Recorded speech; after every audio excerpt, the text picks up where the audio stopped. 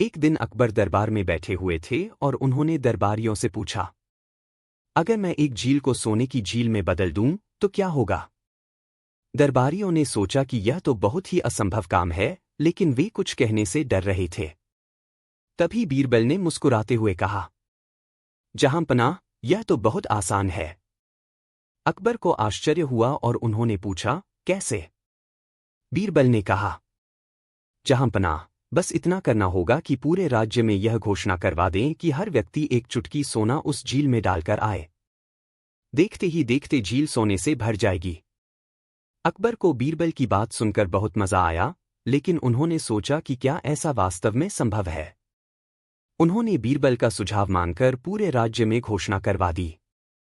अगले दिन जब अकबर और बीरबल झील पर गए तो उन्होंने देखा कि झील में सिर्फ पानी ही पानी था, एक भी चुटकी सोना नहीं डाला गया था। अकबर ने नाराज होकर पूछा, बीरबल, यह क्या मजाक है? किसी ने सोना क्यों नहीं डाला? बीरबल ने हंसते हुए कहा, जहांपनाह, यही तो मैंने आपको दिखाने की कोशिश की थी। हर व्यक्ति सोच रहा था कि अगर मैं सोना नहीं डालूंगा तो झील में कोई फर्क नहीं पड़ेगा। यह मानव स्वभाव है कि लोग अपनी जिम्मेदारी दूसरों पर छोड़ देते हैं। अकबर ने बीरबल की बात समझी और कहा, तुम सच में बहुत बुद्धिमान हो, बीरबल। हमें यह याद रखना चाहिए कि किसी काम को पूरा करने के लिए हर किसी का योगदान जरूरी है। इस तरह बीरबल ने एक बार फिर अपनी चतुराई और व्यवहारिक ज्ञान से अकबर को प्रभावित किया। बीरबल का जादुई घोड़ा। एक बार अकबर के दरबार में एक व्यापारी आया और उसने एक अनोखा दावा किया। उसने कहा, जहांपनाह, मेरे पास एक ऐसा जादुई घोड़ा है जो आसमान में उड़ सकता है। अगर आप चाहें तो मैं इसे आपको बेच सकता हूं। अकबर को व्यापारी की बात सुनकर उत्सुकता हुई। उन्होंने तुरंत घोड़े को देखने की इच्छा जताई। व्यापारी एक सुंदर घोड़ा लेकर आया, लेकिन उसमें जादू जैसा कुछ नहीं दिख रहा था। अकबर ने दरबारियों से पूछा, क्या यह घोड़ा सच में उड़ सकता है? दरबारी खामोश थे क्योंकि उन्हें यह दावा फर्जी लग रहा था। तभी बीरबल ने कहा, जहांपनाह, यह घोड़ा सच में जादुई हो सकता है, लेकिन इसे उड़ने के लिए विशेष प्रशिक्षण की आवश्यकता होगी। व्यापारी खुश होकर बोला, हाँ, बीरबल जी सही कह रहे हैं। इसे उड़ने के लिए थोड़े समय और देखभाल की जरूरत है। अकबर ने सोचा कि यह एक अद्भुत चीज हो सकती है और व्यापारी से पूछा, इस घोड़े की कीमत क्या है? व्यापारी ने एक बहुत बड़ी रकम बताई। अकबर ने इसे खरीदने का मन बना लिया, लेकिन बीरबल ने धीरे से कहा, जहांपनाह, मैं इस घोड़े की देखभाल की जिम्मेदारी लेता हूं। मुझे इसे उड़ना सिखाने के लिए 1 साल का समय दें। अगर यह उड़ने लगे तो यह आपकी शानदार खरीद होगी, और अगर यह न उड़ सके तो व्यापारी को दंडित किया जाएगा। अकबर को बीरबल का सुझाव पसंद आया। उन्होंने घोड़ा बीरबल को सौंप दिया। व्यापारी को भी यह मानना पड़ा कि 1 साल बाद ही पैसा मिलेगा। जब व्यापारी चला गया तो अकबर ने बीरबल से पूछा, क्या तुम सच में इस घोड़े को उड़ना सिखा सकते हो? बीरबल मुस्कुराए और बोले, जहांपनाह, 1 साल लंबा समय है। या तो घोड़ा मर जाएगा, या व्यापारी भाग जाएगा, या आप इस घोड़े को भूल जाएंगे। और अगर कुछ भी न हुआ तो हम फिर से इस पर विचार करेंगे। अकबर बीरबल की चतुराई पर मुस्कुराए और कहा, तुम सच में बुद्धिमान हो, बीरबल। इस तरह बीरबल ने अपनी चतुराई से अकबर को एक मूर्खतापूर्ण सौदे से बचा लिया। अकबर का महल। एक दिन अकबर के दरबार में बातचीत के दौरान उन्होंने बीरबल से पूछा, बीरबल, क्या तुमने मेरे महल जैसा कोई और महल देखा है? इसमें कितनी सुंदर नक्काशी, बड़े बड़े दरवाजे और कीमती खजाना है। यह महल तो दुनिया में सबसे शानदार है ना? बीरबल ने मुस्कुराते हुए कहा, जहांपनाह, आपका महल सच में बहुत ही भव्य और सुंदर है, लेकिन मैं कह सकता हूं कि यह महल इतना अद्भुत नहीं है जितना इसे बनाया जा सकता है। अकबर को बीरबल का जवाब चौंकाने वाला लगा। उन्होंने तुरंत पूछा, यह क्या कह रहे हो, बीरबल? क्या तुम यह कहना चाहते हो कि मेरा महल किसी और के महल से कम है? बीरबल ने झुककर उत्तर दिया, नहीं, जहांपनाह।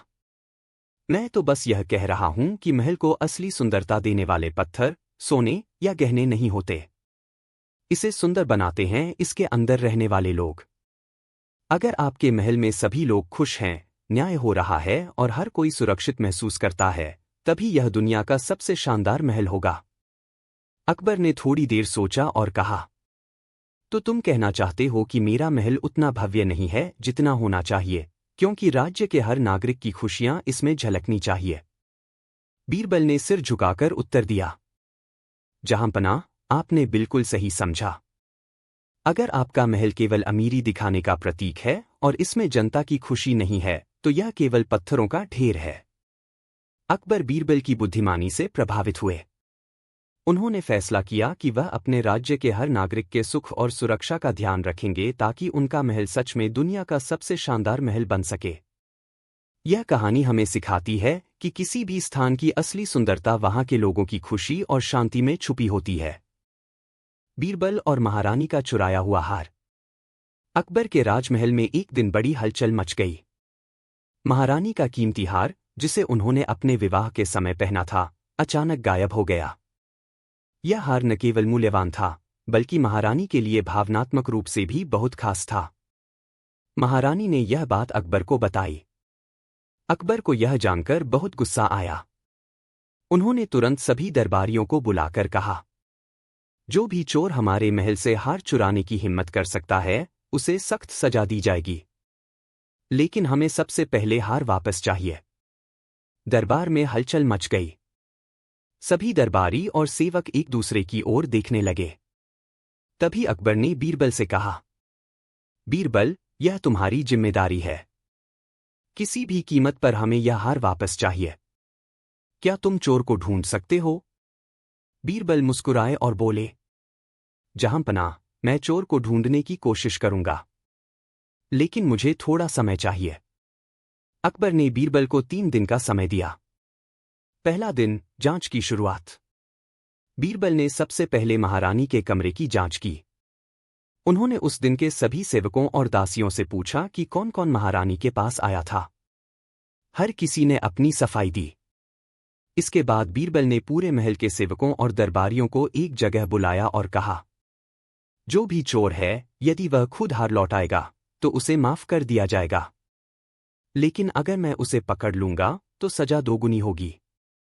सब चुपचाप खड़े रहे। किसी ने भी कोई जवाब नहीं दिया।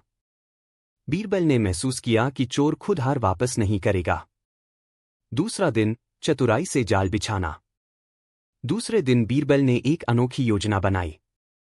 उन्होंने सभी सेवकों और दरबारियों को फिर से बुलाया और कहा, मेरे पास एक जादुई गधा है। यह गधा चोर को तुरंत पहचान सकता है। आप सभी को उसके पास जाकर अपनी मर्जी से उसके कान को छूना होगा। यदि आप चोर नहीं हैं तो कुछ नहीं होगा, लेकिन यदि आप चोर हैं तो गधा तुरंत बोल उठेगा। सब चौंक गए। बीरबल ने गधे को एक कमरे में रखवाया और सभी को वहां जाने के लिए कहा। हर कोई एक एक करके अंदर गया और गधे के कान को छूकर बाहर आ गया, लेकिन किसी ने भी गधा बोलने की आवाज नहीं सुनी। बीरबल ने अब सभी को फिर से दरबार में बुलाया और सबके हाथों को सूंघा। धीरे धीरे उन्होंने एक व्यक्ति की ओर इशारा किया और कहा, यही चोर है। अकबर चौंक गए। उन्होंने पूछा, बीरबल, तुमने यह कैसे पहचाना? बीरबल ने मुस्कुराते हुए कहा, जहांपनाह, यह एक साधारण योजना थी। मैंने गधे के कान पर काले तेल का लेप किया था। जो निर्दोष थे, उन्होंने बिना झिझक गधे के कान को छुआ। उनके हाथों पर तेल के निशान हैं। लेकिन चोर, जो डरता था कि गधा उसे पहचान लेगा, उसने गधे के कान को छुआ ही नहीं। उसके हाथ साफ हैं। यही चोर है। अकबर ने तुरंत सिपाहियों को चोर को पकड़ने का आदेश दिया। उसने अपना जुर्म कबूल किया और हार महारानी को लौटा दिया। निष्कर्ष, अकबर बीरबल की चतुराई से बहुत प्रभावित हुए। उन्होंने कहा, बीरबल, तुम हमेशा अपनी बुद्धिमानी से हमारी मदद करते हो। तुम्हारे बिना यह मामला कभी नहीं सुलझता। महारानी भी खुश थीं और उन्होंने बीरबल को आभार प्रकट किया। यह कहानी हमें सिखाती है कि चतुराई और धैर्य से हर मुश्किल हल की जा सकती है। रत्नों की कहानी, राजकुमारी का नीलम। बहुत समय पहले एक समृद्ध राज्य में एक शक्तिशाली राजा का शासन था। उस राजा की एक सुंदर बेटी थी जिसे रत्नों का बहुत शौक था। खास तौर पर उसे एक दुर्लभ नीलम पत्थर बहुत प्रिय था जिसे वह अपने गले में हार के रूप में पहनती थी। यह नीलम इतना कीमती था कि कहा जाता था, इसे पहनने वाले की किस्मत बदल जाती है। नीलम का रहस्य। उस नीलम को एक सिद्ध महात्मा ने राजा को दिया था और कहा था, यह नीलम न केवल सुंदर है बल्कि इसमें अपार शक्ति है। इसे हमेशा राज परिवार के पास रखना। लेकिन ध्यान रहे, यदि यह गलत हाथों में चला गया तो तबाही आ सकती है। राजा ने नीलम को अपनी बेटी को सौंप दिया और कड़ी सुरक्षा का इंतजाम किया। लेकिन एक रात राजमहल में चोरी हो गई। राजकुमारी का नीलम गायब था। चोरी का पता। राजा ने तुरंत अपने सबसे चतुर मंत्री को बुलाया। मंत्री ने कहा, महाराज, इस नीलम की चोरी कोई साधारण चोर नहीं कर सकता। यह किसी अंदरूनी व्यक्ति का काम है। हमें सोच समझकर काम करना होगा। मंत्री ने महल के हर कोने की तलाशी ली। हर सेवक और सैनिक से पूछताछ की, लेकिन कोई भी सुराग नहीं मिला। चोर का पर्दाफाश। तभी एक बुजुर्ग साधु महल में आया। उसने राजा से कहा, महाराज, मुझे आपकी परेशानी के बारे में पता चला। मैं इस नीलम को ढूंढने में आपकी मदद कर सकता हूं, लेकिन इसके लिए मुझे पूरे महल के लोगों को एकत्र करने दें। राजा ने साधु की बात मानी। साधु ने सभी को दरबार में बुलाया और कहा, मैं यहां एक अनोखी पूजा करूंगा। इस पूजा से पता चल जाएगा कि नीलम किसने चुराया है। लेकिन याद रखें, चोर को सजा माफ कर दी जाएगी यदि वह सच बोल देगा। चोर डर गया, लेकिन उसने कुछ नहीं कहा। साधु की चालाकी। साधु ने सबको एक डिब्बा दिया और कहा, यहां हर कोई अपनी हथेली पर चावल लेकर इसे मेरे दिए डिब्बे में डाले। जो चोर होगा उसके चावल का रंग बदल जाएगा। सभी लोग चावल डालने के लिए तैयार हो गए। लेकिन चोर, जो डर रहा था, उसने चावल को छूने से मना कर दिया। साधु ने मुस्कुराते हुए कहा, यही चोर है जिसने चावल डालने से मना किया। चोर को पकड़ लिया गया। उसने नीलम को अपने कमरे में छिपा रखा था। राजकुमारी का नीलम वापस। चोर के पकड़े जाने के बाद नीलम को राजकुमारी को लौटा दिया गया। राजा ने साधु और मंत्री दोनों को इनाम दिया। यह कहानी हमें सिखाती है कि धैर्य, चतुराई और बुद्धिमानी से कोई भी समस्या हल की जा सकती है। रत्नों की कहानी, राजकुमारी का नीलम। बहुत समय पहले एक समृद्ध राज्य में एक शक्तिशाली राजा का शासन था। उस राजा की एक सुंदर बेटी थी जिसे रत्नों का बहुत शौक था। खास तौर पर उसे एक दुर्लभ नीलम पत्थर बहुत प्रिय था जिसे वह अपने गले में हार के रूप में पहनती थी। यह नीलम इतना कीमती था कि कहा जाता था, इसे पहनने वाले की किस्मत बदल जाती है। नीलम का रहस्य। उस नीलम को एक सिद्ध महात्मा ने राजा को दिया था और कहा था, यह नीलम न केवल सुंदर है बल्कि इसमें अपार शक्ति है। इसे हमेशा राज परिवार के पास रखना। लेकिन ध्यान रहे, यदि यह गलत हाथों में चला गया तो तबाही आ सकती है।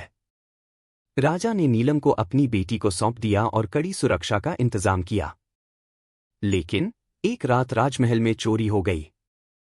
राजकुमारी का नीलम गायब था। चोरी का पता। राजा ने तुरंत अपने सबसे चतुर मंत्री को बुलाया। मंत्री ने कहा, महाराज, इस नीलम की चोरी कोई साधारण चोर नहीं कर सकता। यह किसी अंदरूनी व्यक्ति का काम है। हमें सोच समझकर काम करना होगा। मंत्री ने महल के हर कोने की तलाशी ली। हर सेवक और सैनिक से पूछताछ की, लेकिन कोई भी सुराग नहीं मिला। चोर का पर्दाफाश। तभी एक बुजुर्ग साधु महल में आया। उसने राजा से कहा, महाराज, मुझे आपकी परेशानी के बारे में पता चला।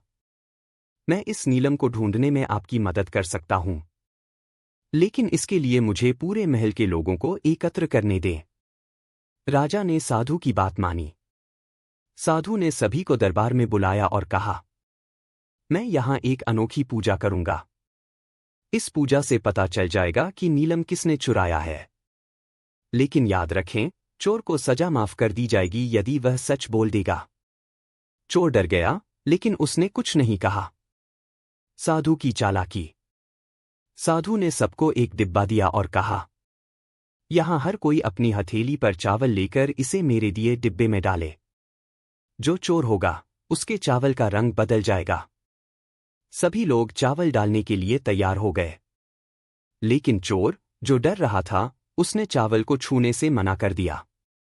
साधु ने मुस्कुराते हुए कहा, यही चोर है जिसने चावल डालने से मना किया। चोर को पकड़ लिया गया। उसने नीलम को अपने कमरे में छिपा रखा था। राजकुमारी का नीलम वापस। चोर के पकड़े जाने के बाद नीलम को राजकुमारी को लौटा दिया गया। राजा ने साधु और मंत्री दोनों को इनाम दिया। यह कहानी हमें सिखाती है कि धैर्य, चतुराई और बुद्धिमानी से कोई भी समस्या हल की जा सकती है।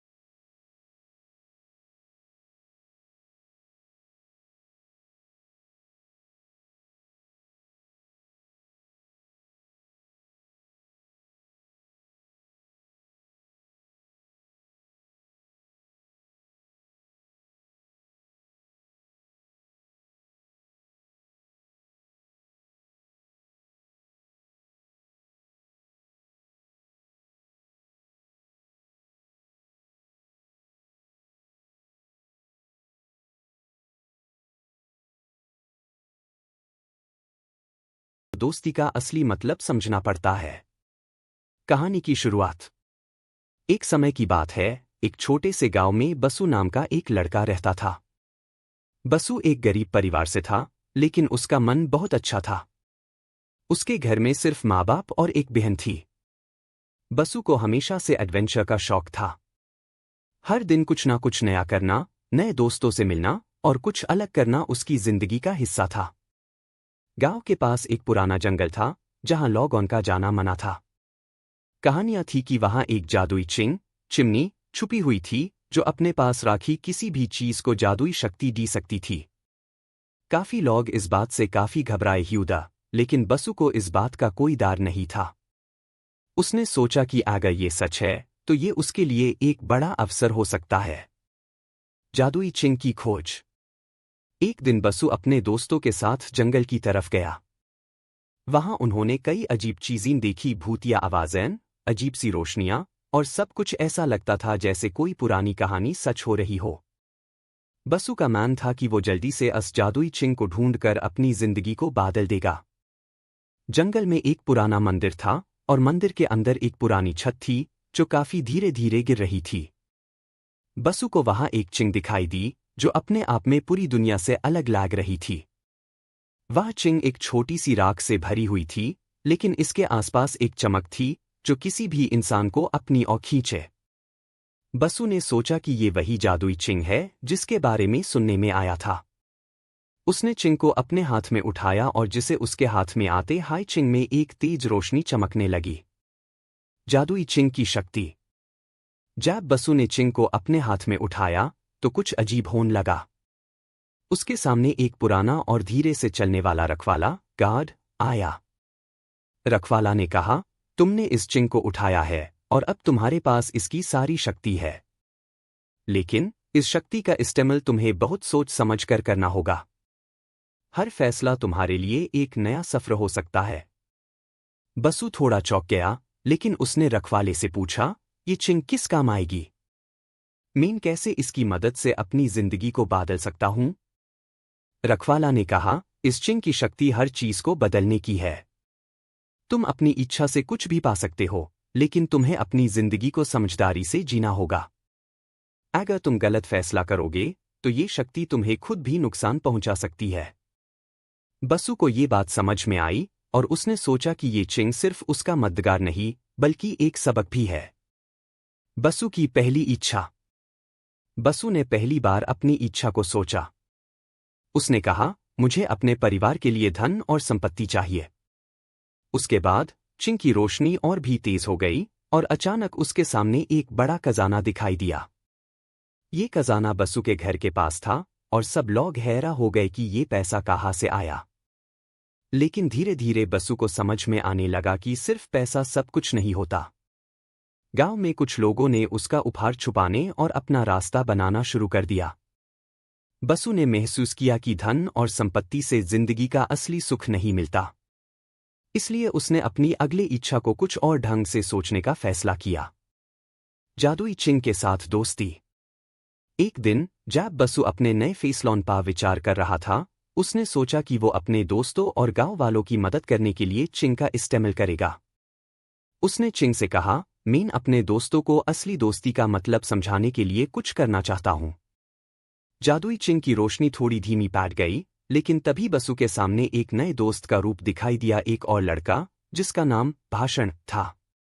भाषण एक ऐसा लड़का था जो हमेशा अपने दोस्तों की मदद करता था, लेकिन किसी ने उसकी कभी मजाक भी उड़ाई थी। बसु ने भाषण को अपने साथ ले लिया और दोनों ने मिलकर गांव में दोस्ती और प्यार का एक माहौल बनाया। जादुई चिंग की आखिरी सीख। बसु ने सीखा कि जादुई चिंग का असली उपयोग कभी अपनी पर्सनल इच्छाएं पूरा करने के लिए नहीं होना चाहिए, बल्कि इसे दूसरों की मदद करने और सभी को सुख और शांति देने के लिए इस्तेमाल करना चाहिए।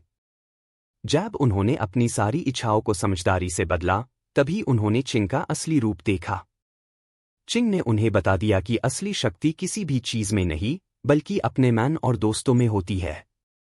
बसु ने अपने परिवार, दोस्तों और गांव वालों की मदद की और उनकी जिंदगी को बेहतर बनाया। अंतिम संदेश। ये कहानी हमें ये सिखाती है कि जब हम अपनी इच्छाओं को समझदारी और सभ्यता के साथ इस्तेमाल करते हैं, तभी हम अपनी जिंदगी को सफलतापूर्वक जीते हैं। जब भी हमारे पास कोई विशेष शक्ति हो, तो हमें उससे अपनी और दूसरों की भलाई के लिए इस्तेमाल करना चाहिए। जादुई चिंग का असली मतलब ये था कि वो हमें अपने फैसलों को समझदारी से लेने की सीख दी थी, और बसु ने इसी सीख को अपनी जिंदगी में उतर दिया। कहानी का एंड। और इस तरह बसु ने अपनी जिंदगी में सही फैसले किए और अपने दोस्तों के साथ मिलकर अपने गांव को एक बेहतर जगह बनाया। जैसे हाय उसने अपने फैसलों में समझदारी और सभ्यता दिखाई, वैसे हाय जादुई चिंग की शक्ति भी उसके साथ चलती गई और वो अपने सपनों को सच कर पाया। एक समय की बात है, एक छोटे से राज्य में जिरांग नाम का एक राजा था, जिसका राज्य बहुत हाय समृद्ध और शांति से भरा हुआ था। जिरांग का राज्य थोड़ा अलग था, क्योंकि यहाँ के लोग एक दूसरे से मिलजुलाई कर रहते द और सभी एक दूसरे के दुख सुख में शामिल होते द। जिरांग की प्रजा खुश थी और अपने राजा के लिए भक्ति रखती थी। लेकिन एक दिन सब कुछ बदल गया। जिरांग, जो पहले एक दयालु और संवेदनशील राजा था, अपनी राजनीति में नई राह ढूंढने की कोशिश कर रहा था। उसने सोचा कि अगर उसके पास ज्यादा शक्ति होगी, तो वो अपने राज्य को और भी सफल बना सकता है। और ये सोच उससे एक ऐसे रास्ता पा ले गई, जहां उसका दिमाग और उसका दिल दोनों हाई चुक गया। जिरांग की परिवर्तन की सोच। जिरांग की सोच में एक ऐसा विचार आया, जो उसके लिए खुद और उसकी प्रजा के लिए भारी साबित हुआ। एक दिन जिरांग ने अपने गुरु से कहा, गुरुजी, मेरा राज्य को और भी समृद्ध बनाना है। मुझे ऐसे कुछ चाहिए जो मुझे सब पार अधिकार दी, जो मुझसे कोई भी नादार सीख, और जो मुझे हर फैसले में विजय दिलाए।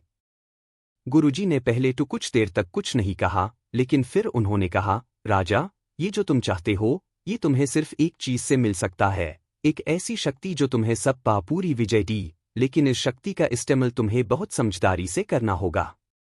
अगर तुम इस शक्ति को गलत तरीके से इस्तेमाल करोगे, तो तुम्हारे राज्य की दशा बदल जाएगी।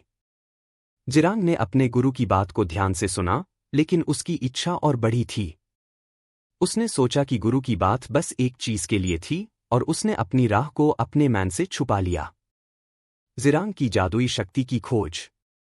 जिरांग ने अपनी शक्ति को बढ़ाने के लिए एक पुराना मांत्रिक चांदनी रात को एक प्राचीन पाठशाला में जाना शुरू किया, जहां उससे एक जादुई वास्तु मिलने की बात कही गई थी। ये वास्तु एक जादुई पशु था, जिसे चिराग कहा जाता था। इस पशु का विशेष तात्पर्य था कि ये अपने रखवाले के हर हुक्म को पूरा करने में सक्षम था। यदि कोई इस पशु को अपना रखवाला बना लेता, तो वो उसकी सारी इच्छाएं पूरी कर सकता था।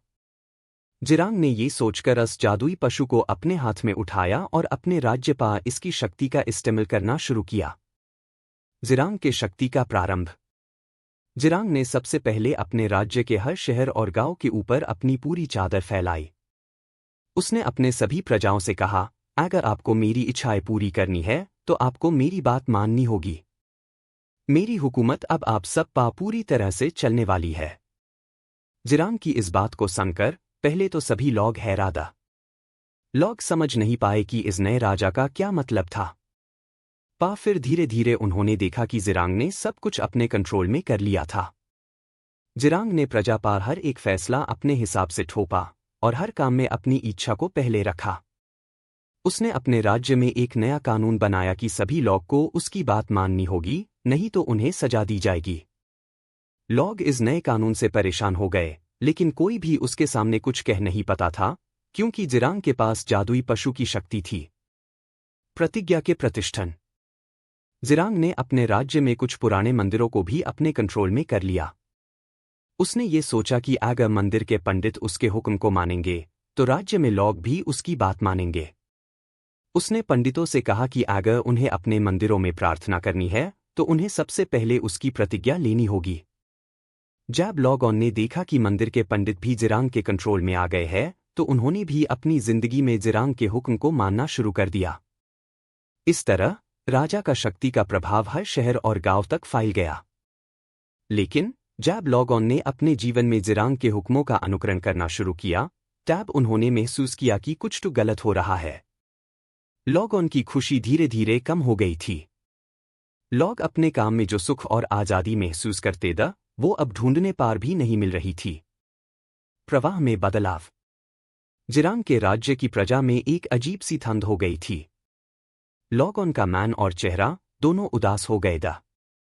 सब लोग अपने जीवन को समझने की कोशिश कर रहे दा, लेकिन जिरांग की पूरी राजनीति और उसके हुक्मों ने उनकी जिंदगी को एक पहेली बना दिया था। एक दिन एक छोटी सी लड़की, जिसका नाम मीरा था, अपने माँ बाप के साथ जिरांग के पैलेस के सामने खड़ी थी। मीरा ने सोचा, मुझे अपनी प्रजा के दुख दर्द को समझना होगा और उन्हें दिखाना होगा कि ये दुनिया सिर्फ एक राजा के हुक्मों से नहीं चलती, बल्कि इंसानियत और प्यार से चलती है। मीरा ने अपनी हिम्मत को एक साथ जोड़कर जिरांग के पैलेस में घुसने की कोशिश की। उसने जिरांग से कहा, राजा, आपने अपनी शक्ति से सब कुछ अपने कंट्रोल में कर लिया है, लेकिन आपने हमारे दिल और मन को कभी समझने की कोशिश नहीं की।